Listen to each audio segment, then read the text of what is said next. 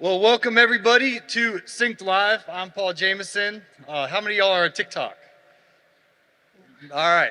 Probably nobody knows who I am.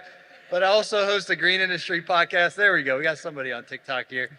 Uh, but we're going to talk today about sustainability, and we have some very special guests. So I'm going to ask some questions, but I'd love for you guys to ask any questions you have as well and interact. So why don't you go ahead and introduce yourself and a little bit about your business and why you're passionate about the topic of sustainability. Sure. I'm Angelica Norton. I co-own and am a principal designer at a landscape design build firm in Austin. We typically have certain modern aesthetics, and clients come to us to create outdoor living spaces so they go out into their yard and use it. And one of the constraints that we find is really important is sustainability, to think about keeping water on site and reduce erosion, thinking about maintenance and longevity of materials, and using native and adapted plants so that we're not out competing by using invasives and getting invasives off-site. So that might be a constraint, in addition to thinking about really basic things like where's the property line, what are the setbacks, what are the functions and programming on site that we're trying to achieve, like a place to entertain. Like all of these things overlap, and homeowners generally appreciate that. I mean, they want to go out and use their space, but they also like to hear that they're attracting pollinators and, sustaining food for wildlife. Nice to meet you. Thanks. Angelica from University of Texas. That's right. So we got a wide variety here. National champions. I'm an Ohio State Buckeye fan, so Malcolm, we'll get to him in a minute. Dr. Damon. All right, good morning, everybody. My name's Damon Abdi. I am an assistant professor with the LSU Ag Center over at the Hammond Research Station. So my path through the green industry has changed quite a bit throughout the entirety of my life. Growing up, I worked in the landscaping industry, helping out with neighbors, and then working professionally in both residential and commercial landscaping. And it was my intent to start a business, in fact. And I went to Penn State to do my undergrad in landscape contracting. And as I was continuing my education, I was like, well, I enjoy this research part. Let's see how far we can take this. That led me to pursuing a PhD at Michigan State University. And my overall focus has been in water and chemical management in nurseries and landscaping. So now in my current role with the LSU Ag Center, first off, I gotta love that warm weather. But fact of the matter is, right now, I'm focusing on a lot of water management in the landscape and finding sustainable solutions to really address the big issues with how much water we have to deal with, what contaminants are in those water, and really trying to make it into a way that's aesthetically appealing and enhances the community, but also makes every little drop of water count. So thankful to be here and looking forward to this event. Nice to meet you, Dr. Damon. Malcolm? Go Dogs. Again, my name is Malcolm Miller. I am a landscape architect out of South Florida. I've had my firm, Landform Design Group, for over 20 years. I got into the business growing up as a kid, cutting lawns and just working outside. Was really passionate about dealing with outdoor environments, learning about botanics. A lot of the work we do is mostly throughout the Bahamas and Caribbean. Very challenging logistical wise. Sustainability practices are encouraged. Water's an issue, as you know, storm conditions with hurricanes. So we strive to try to use those energies and practices to help create sustainable landscapes for clients and owners throughout our practice. It's great to meet you, Malcolm. Thank you. Well, I'm looking forward to asking you some more questions about your job. So, Great. Brandy? Yeah. Hi, y'all. Can you hear me? You hear her? Yeah. Sounds like okay. My name is Brandy Hall, and I'm the founder and managing director of Shades of Green Permaculture, and we are an ecological and edible landscape design, build, and maintenance company here in Atlanta. And we have about 20 folks on staff, and we work with clients kind of across scales, from residential to commercial, schools, municipalities, helping to create productive and regenerative ecosystems. So we do that through what I like to call the 3 pillars of a regenerative landscape, which is managing water, which we've talked a lot about, building soil, and building beneficial plant communities that produce food and habitat and capture carbon, all the great things. So, yeah. Great. So let's talk about sustainability. What are the challenges and what are the solutions? One of the challenges I found was recently I'd had a conversation with an arborist, and we thought we were coming to the table, from the same angle of we want to do what's right by these protected trees. And as the conversation progressed, we realized we had 2 totally different solutions that were kind of at odds. He wanted to basically mulch everything, and as someone who's trying to extend outdoor living spaces, I didn't want to use mulch because you can't really create a patio on mulch. So we use a lot of surface treatments that are gravels. And it was just a really interesting conversation because we thought we were both doing the right thing. And so kind of having these conversations with other disciplines is, it helps you understand why someone might make a design decision that would work in one aspect but not work in another. And another challenge is kind of working with homeowners who want to get the biggest living space possible. So like the biggest deck. So we're talking about more impervious coverage, and we want to kind of squeeze in fingers of vegetation to soften all of this built work. And so just kind of like talking to them about why they might need maybe a planted buffer here instead of just paving everything. When I think of sustainability, I really consider in the green industry, horticulture is really art, science, and engineering. And to create a really sustainable future with that, we need to tap into all these resources. We have a wealth of people here with all different kinds of backgrounds, and it takes all of us. The way that I look at it is that we're putting plants and designing landscapes to specifically accomplish goals. Whether that goal is the aesthetic, making it a place that you want to habitate in and enjoy. In terms of artistic, in terms of engineering, we're looking at different ground covers to reduce the amount of heat, to help infiltration, to really manage our water and our resources. We're also looking at the science side, so we're looking at contaminant mitigation. We're looking at really creating an overall healthier environment.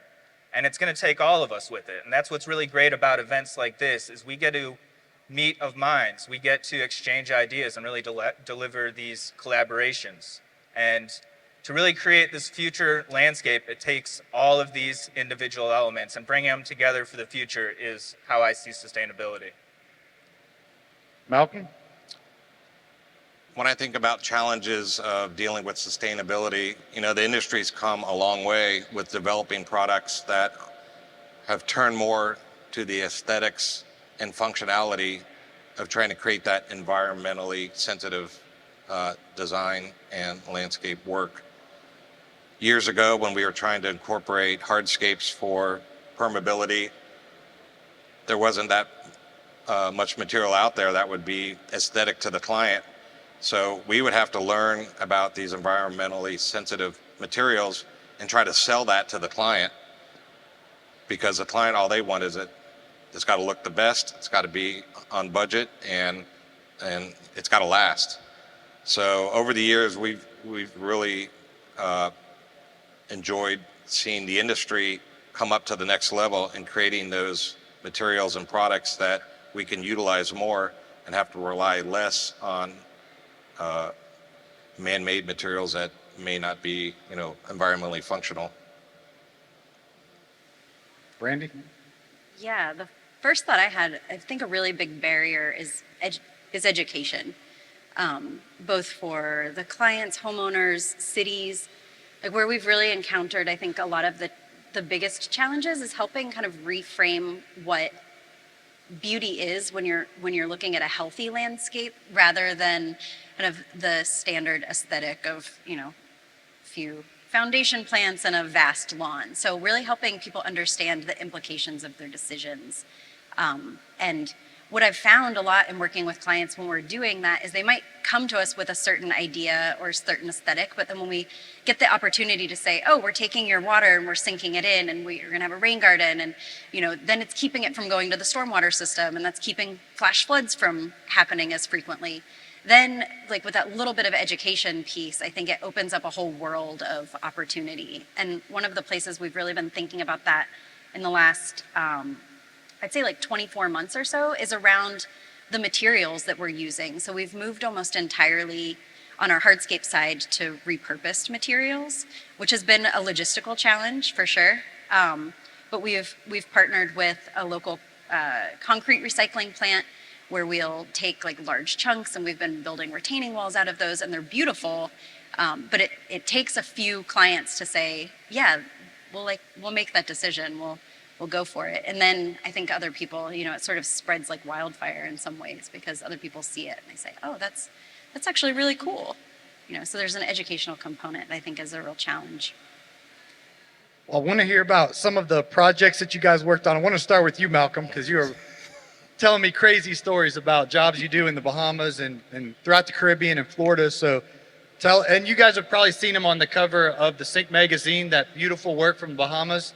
That's Malcolm's team. So tell us about some of the projects you worked on, the challenges you faced with those projects. Well, living in South Florida, the Bahamas and Caribbean's in our backyard, so that becomes part of our circle of our region of design work. Our firm actually does work around the globe, but primarily focuses on developmental projects throughout Bahamas, Caribbean. Everyone knows it's everywhere. Just going there, you either have to fly or go by boat. So everything that we design and incorporate and procure has to be shipped in by boat. There's always issues with water, dealing with reverse osmosis machines that only make so much water a day. One of the projects we worked on over yonder key, we had 150 guys on the island. I needed over 10,000 gallons a day to water. We only made 8. So we had 150 guys, 2 dogs, and some chickens to water. And so it was a day-to-day fight, just trying to see who can get to the water truck first. How did you get them water? Again, we had to put our name in line, and cement trucks would get watered, and then I would need water trucks for our landscape. And then we had to save water for us living on the island. So, and over throughout the process of the project, we did bring in more water makers. Then we started collecting water off the rooftops into cisterns. And if anyone knows anything about reverse osmosis water, there's 0 nutrients in the water. So you try to incorporate, again, using native plantings. A lot of owners and clients, they see native plantings as not being as aesthetic as the tropical flowers of other, coming from other lands. So we had a balance of trying to create the sustainable practices of trying to use native plants in areas that would last, and then having to deal with hurricanes. It's funny because after a hurricane, and we might have, right here we go. Yeah, how can we show this picture? Do we have a video screen? Oh, I can't see. You guys can see the pictures of the Bahamas job? Okay. So like this You can see it? Okay. This is a project I worked on a couple years ago down off the island of Anguilla. Anguilla is right off of St. Martin. And this is Cap Juluca Resort. It was hit by a Category 5 hurricane, 180 to 190 mile an hour winds. All of the hotel rooms are on the beach with hurricane impacted glass. Half the windows got blown in. And then you have a storm surge of 20 plus feet of water coming in. And as you can see here, I mean, this is what it looks like after a hurricane. It's a war zone. But I will say, going in there and doing the cleanup and making the client feel comfortable, a majority of things after pruning and watering things in with fresh water, a lot of that natural landscape will come back. Let's see if we have another slide here. So this is Cap Juluca again. This is several weeks after the hurricane. Uh, Fortunately, this beach wasn't as heavily eroded as some of the others on the island. We are involved with another resort down the road called Cuisinart, and they lost almost 15 feet of beach. And some of the foundations of the buildings were hanging over the eroded part of the ocean. So dune management and beach erosion control is very important on island projects. Islands are always shifting with currents, so sand is always moving. So creating that first barrier of the dune is very important in trying to hold and keep the land together. We spent about 8 to 10 months on this project, trying to get it open, reopened for guests. We shipped over 70 containers of plant material down for this project. So Malcolm, I'm curious, 8 to 10 months, you're not planning for the hurricane necessarily, but I'm sure you guys have your schedule, your agenda, other clients to serve. Mother Nature strikes, and now you're in an emergency mode. How do you serve your other customers while having to put so much force on this new job? How does that work? Well, you bring in extra manpower. Again, you focus on trying to plan ahead because everything, like I said, has to be shipped in. Now, these are some of the after pictures of the project. But again, it takes a team working 7 days a week because, as you know, resorts don't want to be closed. There's only so much loss of business insurance that goes around. And this is the time to do a lot of renovation work to the hotel while it is closed. So they actually bring in, the staff to run a place like this, maybe 500 or 600 people. Well, I had people that worked in kitchens and housekeeping that were my, labor force on the island. And so everyone came together and we got it done and we opened on time for them. Wow. If you guys have any questions, I mean, this is a once in a lifetime opportunity to get to ask. So feel free to just come stand over here and I'll let you guys ask any questions you have. Don't be shy. Just stand like right here. No. So you can keep going, Malcolm. Well, like I said, we got the project open and running in the time period. I did another hurricane project out in Mexico back in 2017 where Hurricane Odile, the largest hurricane ever to hit Mexico. And we had to, again, try to meet a deadline. And the office I was working in, they had the reservation crew in the room next door, and we weren't going to make our deadline. All the furniture for the hotel was being built over in Indonesia, and they couldn't get the furniture built in time. So then we went to factories in Mexico to try to get them to build all the new furniture for the hotel. We were shipping in trees and plants from the mainland of Mexico. So we actually missed our deadline by 30 days, and it was a very high-profile resort. And so I had to listen to these ladies next door crying, trying to call everyone to reschedule the reservations. And people call and make these reservations to go to these places. Hospitality is very competitive. And so they were actually calling people to say, I'm sorry you can't make it for your anniversary. I'm sorry you can't come. We'll be open in a month. So again, it's one of those things, and everyone likes to be home for Christmas. Well, the day after Christmas, I had to get on a plane and fly back just to keep the cruise going and get it time ready for opening. So there is a lot of challenges involved with dealing with that, but you get a team together and get it done. Can I ask a question? Yeah. So Austin has been dealing with some storms the past couple of years that are supposed to be once in a lifetime, but it's changing the plant selections that I've been making, ones that can kind of handle ice storms. Yep. Did you have to make different plant selections than you normally would, knowing which would survive these kinds of Well, storms? like I said, from early in my career, I'm a passionate person of plants and botanics, and in my first office, I was kind of like the hurricane guy. So the first office I worked at, EDSA, we did a lot of hotels and resorts in the Caribbean.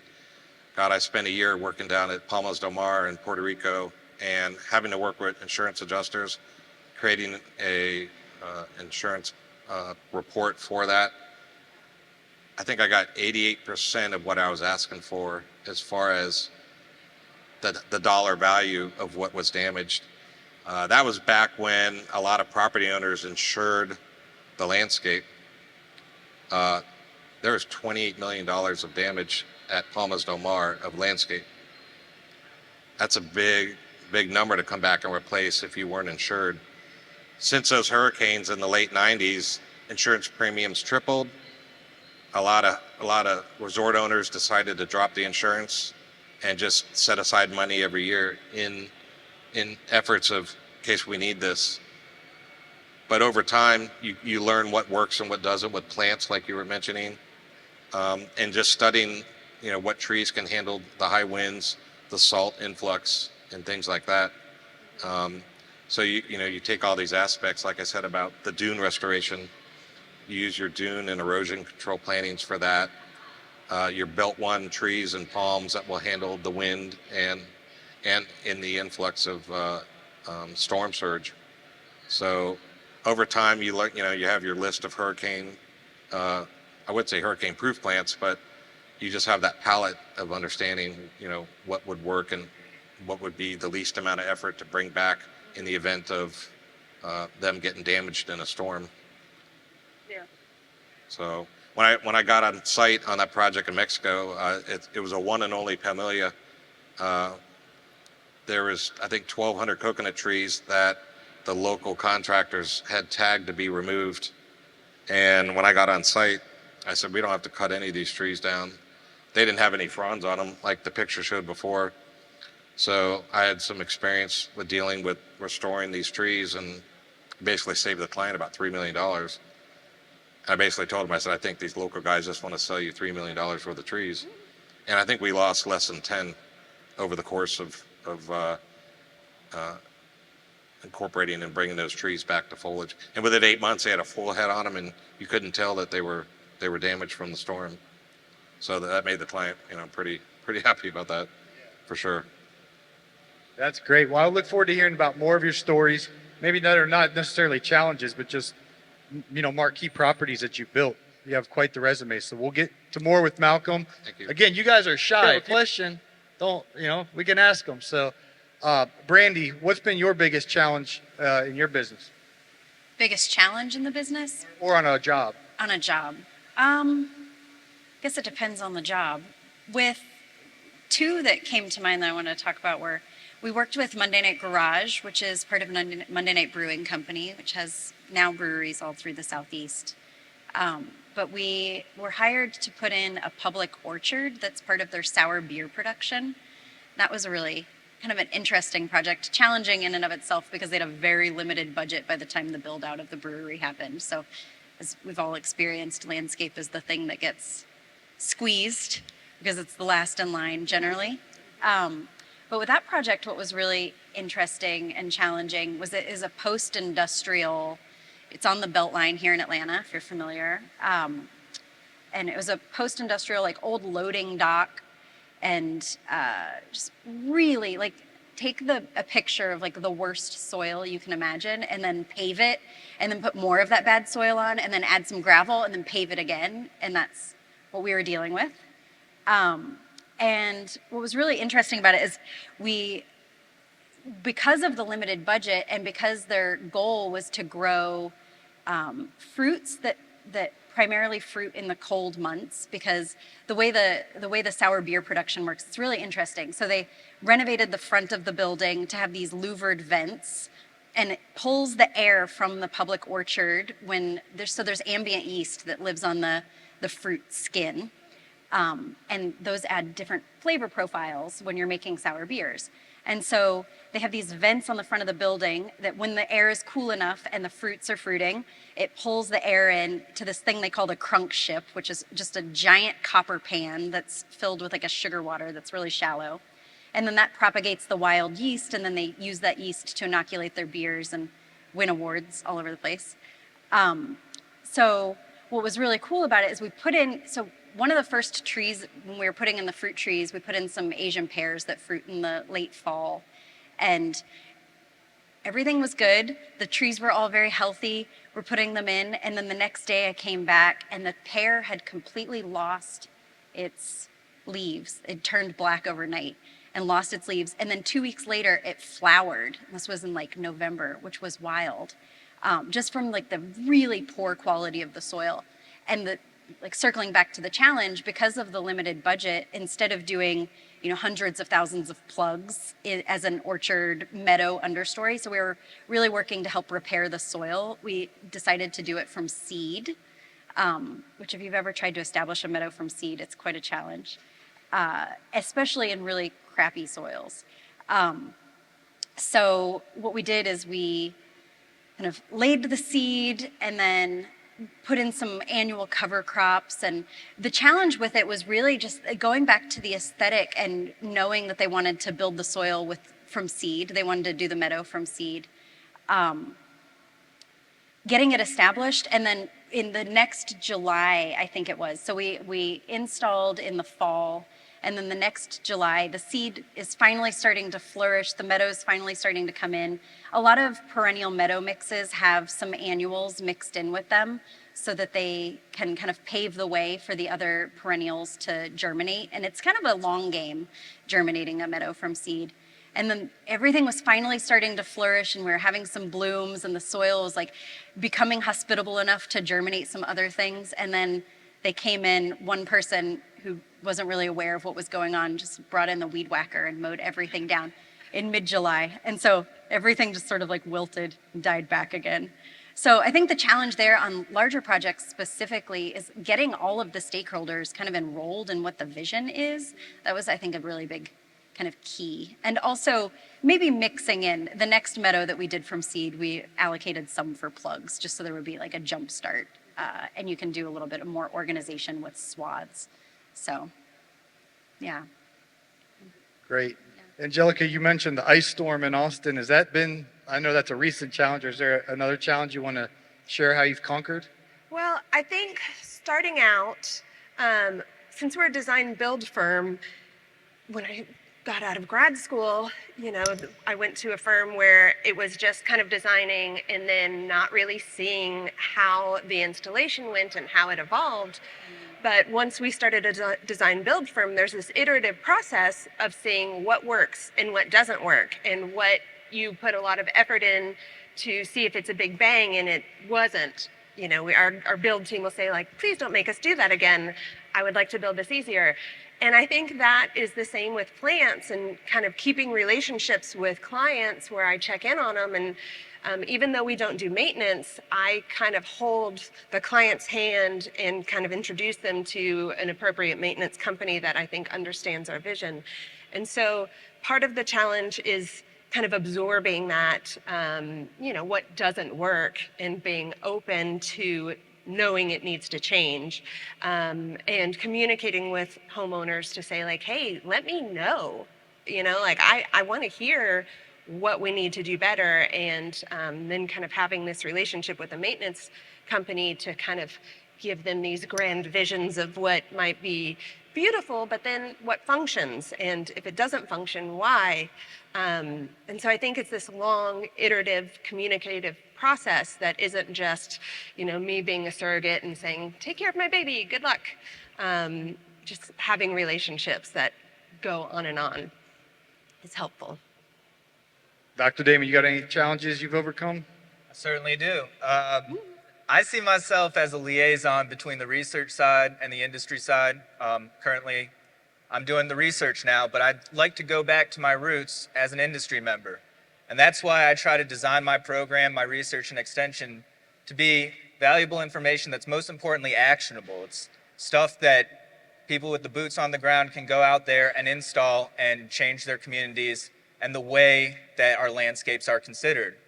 Take, for instance, one of the overarching themes of my research is in water and contaminant movement.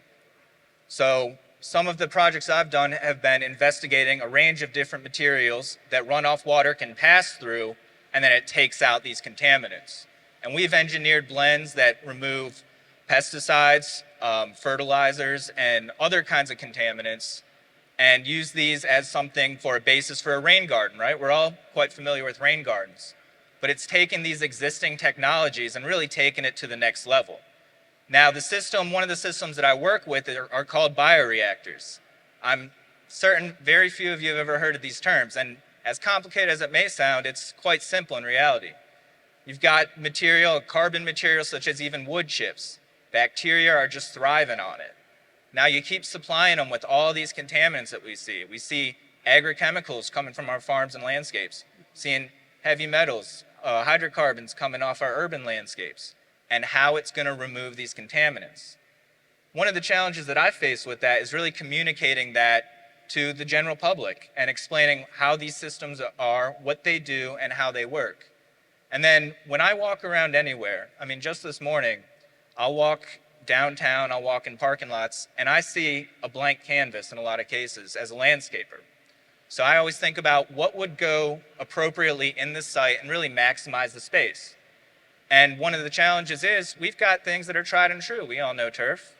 Turf's always been good to us, takes care of us. But there's a whole lot of other options out there. We can look at designing landscapes that are going to really maximize how much water we're holding down, and then treating that water before it gets discharged, and seeing how that fits into the urban landscape is really the future. And what I try to do in my extension programs throughout the state of Louisiana and through the Gulf South is really educate people. And I believe education is really the foundation for keeping this industry as sustainable and at the top. That's great. Malcolm, I can't help, but there's a big picture of this island on the screen here. I don't know if, can you guys see the private island in Bahamas? No? But we'll work on it. Just imagine it in your mind. If we could get the picture of the private island up. Oh, you guys can see it? So I got more questions about this job. How did it even start? Like, what was the idea behind this? And like, walk us through, how do you go about doing a job like this? Well, the owner was a gentleman out of Texas that had a little bit of money, and A little bit. he was on one of his yachts one time. If any of y'all are familiar with the Exuma chain, it's one of the most beautiful chains of islands in the world. Just seeing the pictures of the water from above is mesmerizing as it is. But he found this key that was available for purchase, and it was an old fishing outpost. It's only 77 acres in size. He purchased the island and then started to hire in a team, apply for development of the island. One of his hobbies was renewable energy, and as you can see, there's some solar panels, and we have 3 wind turbines on the property. And he wanted to build this project using just renewable energy. And like I discussed before, water was a huge constraint even during the construction process. So while we were even on island, we came up with ideas on how to collect water and disperse it. We even, my friend Derek that I involved, he's here in the audience, but I brought him on board, and at night we just sit around because you had to wait till the next day to go back to work, but try to come up with ways to how can we improve what we're doing here now. So we even came up with gutter systems to put on the solar panels, which we had never seen before, just to try to create that natural, rainwater collection.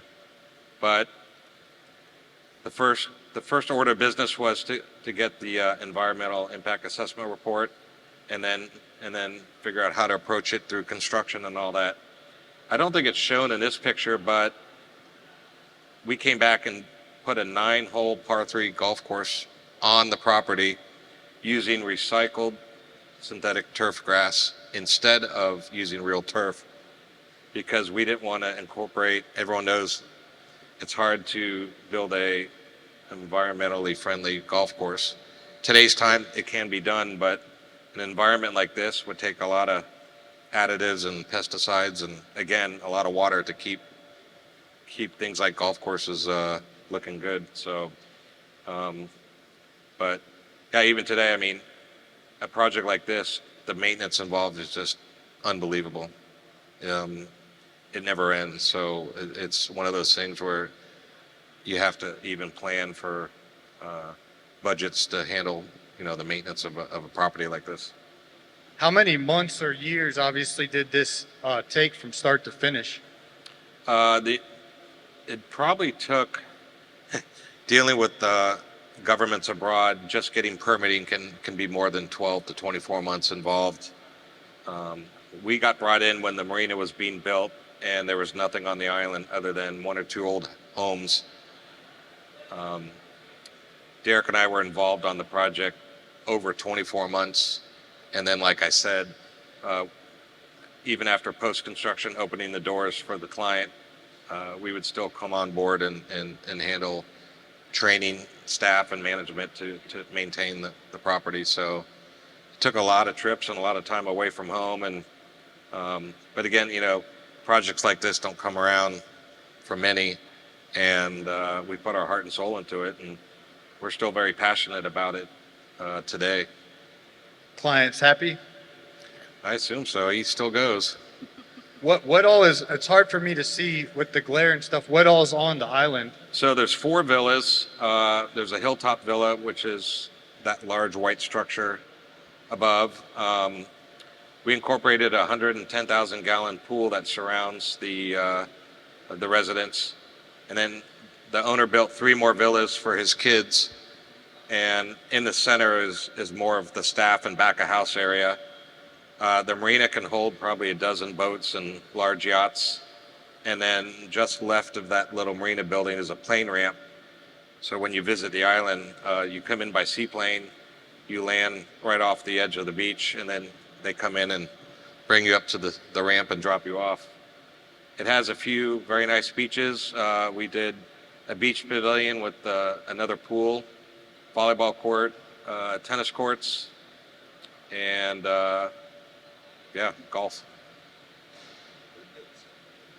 Oh, Windmills? yeah, we have 310 kilowatt towers, and so to build those towers requires a massive foundation, probably 35 feet in circumference or in diameter, and there's a lot of excavation involved in that. So we worked with the contractors in getting a trencher in there.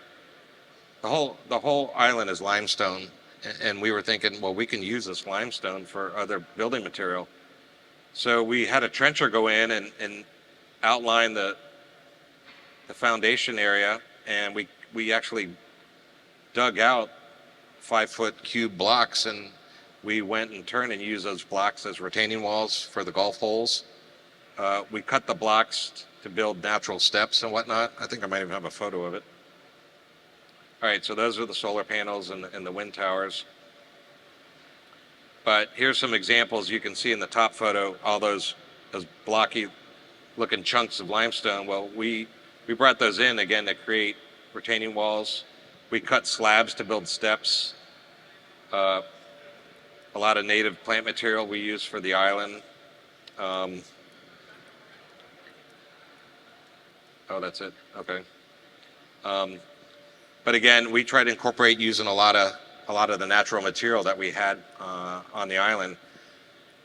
To build part of a road, we had to cut through about 20 feet of a hilltop to get the grades to work. And so all you had were these exposed walls of limestone.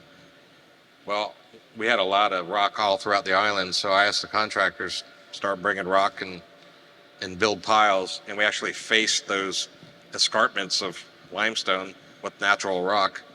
And these guys were like artists to make it all fit, and I wish I had a picture of it. I didn't include it, but it kind of looks like that bottom right picture with a statue on it. But imagine that and maybe a 200-foot by 15-foot wide type wall. And again, a project like this, you learn a lot of things, what not to do as well. So on the next one, you kind of go back and think about things that you would do again and things you wouldn't do. Incredible. We have some crowd participation finally. Good job, guys. Participate. I have a question for the representatives who are doing the installs and creating the things. What is a suggestion that you can offer for the landscape contractors and maintenance contractors of how they might incorporate those type of training for these more advanced technologies and implemented services into their employee base so that they would be able to be confident when you said teaching the landscaper how to do that maintenance? What are some things you suggest for them to incorporate with their teams so that they can be prepared for these kind of projects? I think that's a great question because to some extent you've got I'm simplifying this, two different kinds of maintenance companies that we see. You've got mow and blow where they come in and just kind of clean it up and chop things to small versions of the plants. And then we kind of see like the gardener version where they're spending more time, and sometimes clients appreciate that and sometimes they think, well, that just takes a very long time and my yard is not in the clean version. But I think education through like what native plants should look like in nature and what plants maybe are being planted in the wrong places that, you know, if they're replacing a plant that failed, should they be planting like a lower petalum in front of a house that is really the mature size is much larger than what I'm seeing where they're being planted. And so in the city of Austin, they have very simple classes like habitat, becoming a habitat steward. And so they'll say, this is what the plant wants to be. These are the conditions that they thrive in, and these are the wildlife that are being attracted. And you kind of get a sense more so of like what plants want to be in the area instead of like going to a big box nursery store like Home Depot and just grabbing whatever annuals or whatever plants that are really only going to last a season and are not really as durable as you want to see in a space that might have a family with small kids or a dog. I try to think about who is going to use the space, what are they going to use it for, and how rough are they going to be walking around, and like what textures kids might want to play with. And so just kind of thinking more about plants and thinking more about what is local to the area and what is going to survive these weather events, just kind of making note of them and just kind of walking around and observing these more naturalistic areas and what can be applied in a more formal area in a yard. Does anybody else have a response? We're getting low on time, so rapid fire, 60 seconds or less. What is the biggest change for the better in the industry from your experience?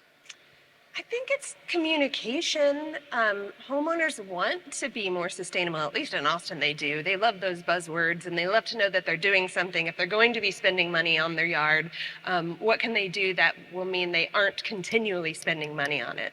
And so just kind of sweet talking them into thinking about the plants and doing right by their yard. You know, communicating and developing relationships has been what I like to do. I'd also like to second that. Communication is critical. It's always great to be learning from everybody. Fortunately, in the green industry, it doesn't have to be competition. It's more of a community, I feel like. And being able to see what other people are doing with success and exchanging ideas is crucial. Continuing education through professional workshops throughout the state of Louisiana. I lead an organization that helps to continue these educations in different parts of the state. And always taking opportunities to learn something every single day is a driving force for sustainability. Malcolm? I think it's great that the industry has continuing education requirements for designers and horticulturists and everyone in our field. But also now we have to do a lot of permitting work with municipalities, city, county, state governments. And they're finally bringing their codes up to where they're looking at projects and properties as being more environmentally sensitive. They're striving for the use of more native plant material. Irrigation practices where they're asking us to incorporate more drip versus spray and rotors. And so where I live down in South Florida, a lot of the codes and avenues that we have to go through just for permitting are practiced up front even before the project is built.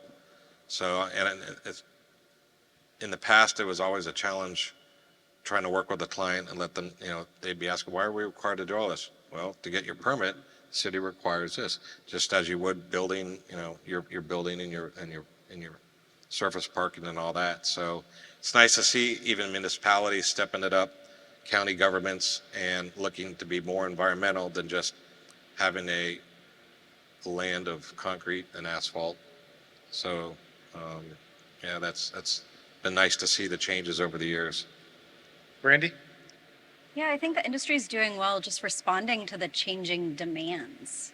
When I started the company 15 years ago, what people were asking for was different than what they're asking for now. And I've seen a huge surge like post-pandemic with issues of supply chains and not wanting to go to grocery stores and things like that, that I think that it's been really cool to see the industry sort of rise to try to meet that a little bit. And it's come a long way in just 15 years I've been doing it, so.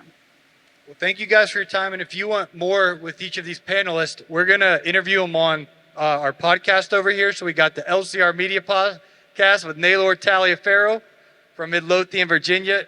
He's going to interview each of the panelists so you guys can hear more of their story on the LCR Media Podcast from the backwoods of Alabama. Where's Jeremiah? We don't know. Jeremiah Jennings is here from the Growing Green Podcast. He's going to interview some of these panelists as well. And I host the Green Industry Podcast. So you guys can take a listen to our podcast and we'll expound more on their stories. So let's give it up for our panelists. Thank you, Paul. Thank all of you.